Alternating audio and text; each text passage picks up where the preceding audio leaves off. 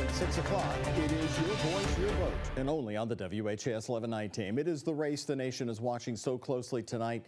Thomas Massie, the Republican, versus Donald Trump's hand-picked challenger, Ed Gallrein, in the 4th Congressional District. But the real story following this race, will Donald Trump's dislike for Thomas Massie pay off with the defeat the president wants to see in this race? WHAS 11's political reporter Isaiah Kim Martinez is in Boone County tonight, where the answer to that question is not a guarantee.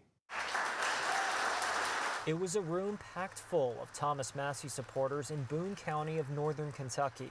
Even so, there were a couple of constituents who either admitted they were on the fence on whether to vote for the Republican congressman. Give me a reason to vote for you this time. First of all, I'm not running against Donald Trump. Or voiced frustration over the times he's broken with President Donald Trump. But I don't understand why you vote against Trump. What do you think he learned about the Epstein files that caused him to do a 180? But the Republican voters I talked to before the campaign event started say they continue to support both Massie and Trump. Kathy Beal. He's a man of his word, and he's not afraid to stand up for what his constituents want from him. Matt Brueggemann. Thomas Massie inspires confidence without being a con man, and that's why Donald Trump hates him. The GOP primary between Massie and the Trump-backed Ed Gallrein of Shelbyville is one of the most watched races across the country, seen as a major test of Trump's influence in a state he won by more than 30 points in 2024. It's a referendum, I do believe, on whether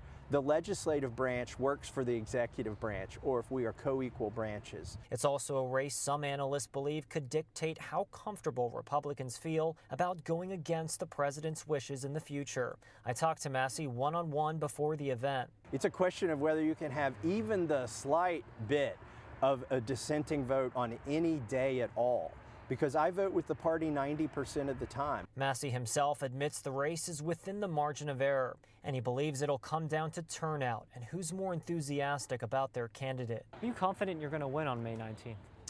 I think it's going to be close. I really do. I feel like I'm going to win.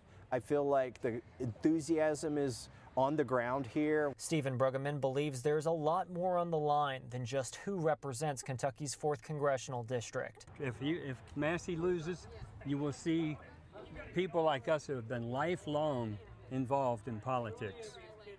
We don't see where there's any sense in it anymore. And back to that voter who grilled Massie for voting against some of the president's signature policies. Following a spirited back and forth, the two shook hands after the event. On the congressional campaign trail in Burlington, Isaiah Kim Martinez, WHAS 11 on your side. We're also following Ed Gallrein's campaign, and we got a quote from him and his campaign advisor on the state of the race. Tom Massie promised to serve only 3 terms in Congress, but has been there for over a dozen years now, and his math is wrong again. Ed Gallrein is ahead, and Massie knows it, which is why Massie and his supporters are rapidly losing their minds.